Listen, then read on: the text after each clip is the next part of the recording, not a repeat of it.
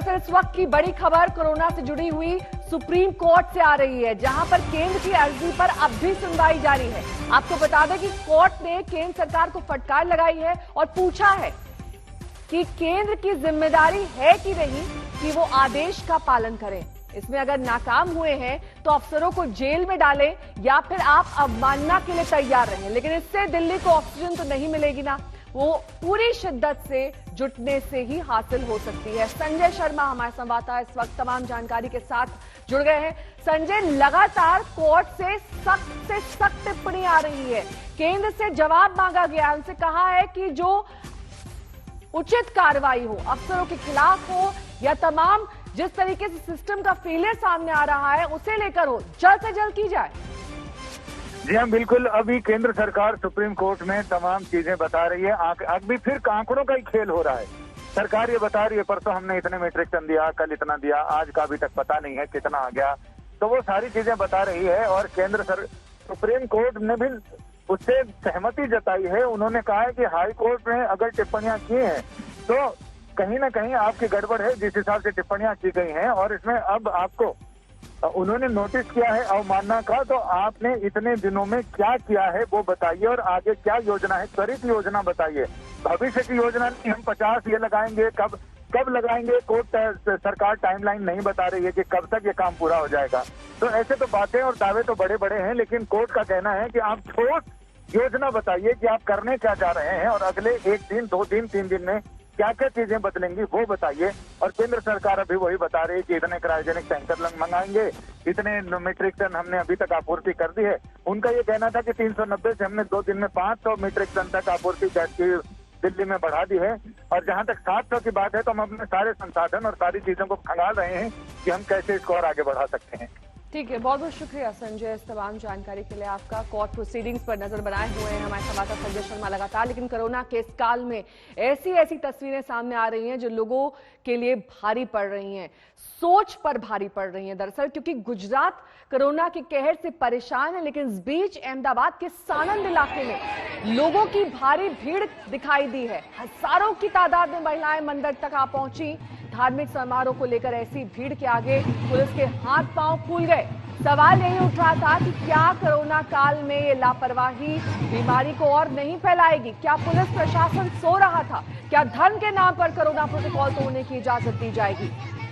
गोपी घांगर हमारी संवाददाता तमाम जानकारी के साथ हमारे साथ जुड़ी हुई है। गोपी, हम जानते हैं कि गुजरात में भी पार्शियल लॉकडाउन है, वहां पर भी इस तरह के समारोह की इजाजत नहीं है। ऐसे में क्यों इस तरह की तस्वीरें सामने आ रही हैं? कैसे इतनी बड़ी संख्या पे वहां पर महिलाएं पहुंची और वहां पर किसी तरीके से इन्हें रोका नहीं गया?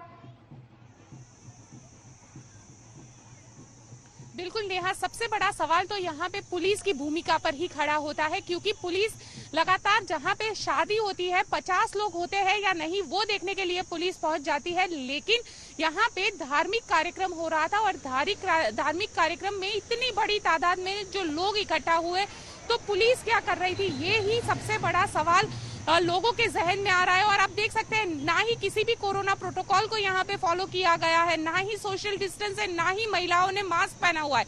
और कार्यक्रम क्या कि लोगों में एक अंधश्रद्धा जो है कि अगर कोरोना जो है, कोरोना वायरस को मारना है तो जो मंदिर है, मंदिर पर जल चढ़ाने से कोरोना मर जाएगा।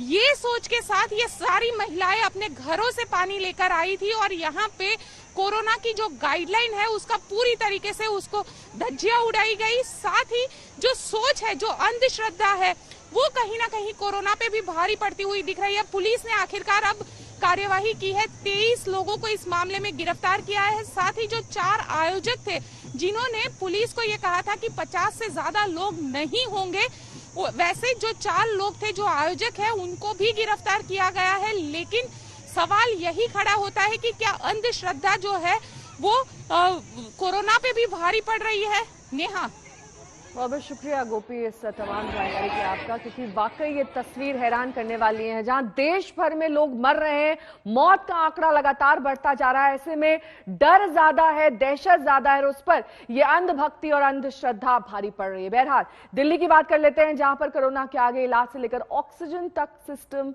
दम तोड़ चुका है। हाईकोर्ट सरकारों से जवाब तलब कर रही है, तो वहीं वैक्सीनेशन को लेकर भी लंबी लाइन है।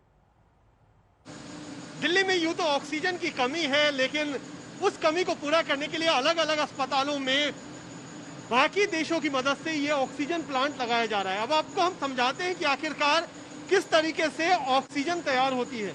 जो सबसे पहला जो इसका चरण है वो इस कंप्रेशर से शुरू होता है। ये कंप्रेशर है जहां पर एटमॉस्फेयर यानी हवा से जो हवा को इसमें ये मशीन सक करती है यानी अपने अंदर लेती है और फिर उसको भेजती है इस ड्रायर में। ड्रायर में जितना भी मॉइस्चर यानी आर्द्रता होती है, पानी होती है, उसको निकाल लिया जाता है। बिल्कुल ड्राई यहाँ से हवा जा करके इस टैंक में स्टोर होती है। ये जो टैंक है इसमें पूरी तरह से ड्राई एयर यानी शुष्क हवा इसमें स्टोर होती है, जहां से पाइप के जरिए ये जाती है इन दोनों टैंक में। यहाँ सेग्रीगेट होता है। सेग्रीगेट यानी अलग अलग दो टैंक बने हुए हैं, आप देख सकते हैं। जो दाहिनी तरफ का टैंक है इसमें ऑक्सीजन जाता है और जो बाईं तरफ का टैंक है उसमें बाकी जैसे नाइट्रोजन और बाकी जो गैस है वो जाते हैं। और ये जो आखिरी टैंक है इसमें ऑक्सीजन जमा होता है, जिसको बाद में आप सामने जो अलग अलग सिलेंडर हैं, जो छोटे सिलेंडर हैं, उनमें भरा जा सकता है। इस वक्त हम धर्मशिला हॉस्पिटल में हैं और यहाँ पर ये जो पूरा ऑक्सीजन का प्लांट है वो 18 घंटे में फ्रांस से आने के बाद लगाया गया। अनुज गुप्ता हमारे साथ है। अनुज, ये बताइए कि किस तरीके से ये आपने लगाया है और कितनी इसकी क्षमता है? तो ये प्लांट हमारे हॉस्पिटल आई थिंक दिल्ली में अराउंड 2 को आया था, एयरपोर्ट पे आया था और 2 को ही 2 तारीख को ही हम लोगों ने प्लांट को दोपहर में इस हॉस्पिटल में शिफ्ट किया एंड विद इन 12 आवर्स हम लोगों ने प्लांट को ऑपरेशनलाइज किया था। और क्षमता की बात करें तो ये इन टर्म्स ऑफ सिलेंडर्स ये around 48 to 50 D type cylinders 24 घंटे में हमको प्रोवाइड कर सकता है। इसके अलावा इन टर्म्स ऑफ लीटर्स बात करें तो ये अराउंड 300 लीटर्स ऑफ ऑक्सीजन पर मिनट प्रोवाइड करता है। मुंबई में भी 18 साल से ज्यादा उम्र वालों के लिए वैक्सीनेशन ड्राइव शुरू हो चुकी है। सेंटर्स पर भारी भीड़ है। हमारे संवाददाता की एक ग्राउंड रिपोर्ट देखिए। मुंबई में सेकेंड वेव के बाद कोविड के केसेस तो कम हो रहे हैं, लेकिन लोग ज्यादा से ज्यादा वैक्सीनेशन सेंटर्स पर आ रहे हैं वैक्सीन लेने के लिए, लेकिन लिमिटेड स्टॉक होने की वजह से आप देख पाएंगे कि ऐसी लंबी लाइन जो है ये वैक्सीनेशन सेंटर्स पर दिखाई देती है। इस वक्त हम दादर में हैं, एक पार्किंग लॉट में ये वैक्सीनेशन सेंटर शुरू किया गया है, जहां पर ये भी फैसिलिटी है कि जो व्हीलचेयर के लोग हैं वो लोग कार में आ सकते हैं, ड्राइव थ्रू कार में बैठे बैठे ही वैक्सीनेशन हो जाएगा। तो ये सुबह की जो गर्दी है ये 2 से 3 घंटे में आप कह सकते हैं कि वैक्सीनेशन सेंटर्स पे जो डोजेज हैं वो दिन के जो डोज हैं वो एग्जॉस्ट हो जाते हैं। एक तरफ बीएमसी के ऊपर ये चैलेंज है कि 18 to 45 इयर्स में जो एज ग्रुप में जो लोग हैं उनको वैक्सीन दे, दूसरा ये कि जो सेकंड डोज पेंडिंग है उनको सेकंड डोज दे। तो इन सारी दिक्कतों में जो वैक्सीन का स्टॉक है वो कहीं ना कहीं कम पड़ रहा है। कैमरा पर्सन मंगेश आमरे के साथ मुस्तफा शेख, मुंबई आज तक। अब आपको भोपाल की तस्वीर दिखा देते हैं, जहां पर लोगों में डर है, दहशत है। सरकार दावे तो कर रही है और लोग कोशिश में हैं कि टीके का कवच उन्हें मिल जाए। साल से लेकर 44 साल तक के लोगों के लिए वैक्सीनेशन की शुरुआत हो गई है। भोपाल में इस वक्त हम मौजूद हैं। मेरे ठीक पीछे अगर आप देखें तो ये उन लोगों की लाइन है जो आज से वैक्सीनेशन के इस अभियान में जुड़ना शुरू हुए हैं। लेकिन आपको बताएं कि वैक्सीनेशन की रफ्तार बेहद ज्यादा सुस्त है। कुल 100 लोगों को भोपाल में आज वैक्सीन लगनी है। मध्य प्रदेश की अगर हम बात करते हैं तो पहले दिन कुल 104 वैक्सीन सेंटर बनाए गए हैं पूरे राज्य में, जिसमें 10,400 लोगों को कोविड वैक्सीन आज लगनी है। लेकिन जो संख्या है लोगों की वैक्सीन लगवाने जो पहुंच रहे हैं वैक्सीन सेंटर्स पे, वो जो स्लॉट है उससे कहीं ज्यादा है और इसीलिए कई लोगों को यहां से निराश होकर के वापस जाना पड़ रहा है। ऐसे ही एक परिवार है हमारे साथ, अमित श्रीवास्तव, जो सुबह से यहां लाइन में लगे थे। इनका कहना है कि इन्हें नंबर भी मिल चुका था वैक्सीन के लिए, रजिस्ट्रेशन इनका पहले हो चुका था। पहले वैक्सीन लगनी थी 1 मई को, लेकिन क्योंकि 1 मई को वैक्सीन उपलब्ध नहीं थी मध्य प्रदेश में, इसलिए 5 मई से इसकी शुरुआत हुई। लेकिन आज जब ये यहाँ पहुंचे तो बिना वैक्सीन लिए इन्हें वापस जाना पड़ रहा है। क्या कुछ बताया गया वो हम इनसे बात करते हैं। आप वैक्सीन लगवाने आए थे अंदर, आपसे क्या बात हुई जब आप यहाँ पे रजिस्ट्रेशन काउंटर तक पहुंचे? सर, मैं सुबह 6:30 बजे से आ गया हूँ और मुझे ये टोकन नंबर भी दिया गया, मेरे रजिस्ट्रेशन नंबर देख के। पहला नंबर टोकन दिया गया जब मैं काउंटर पे पहुंचा।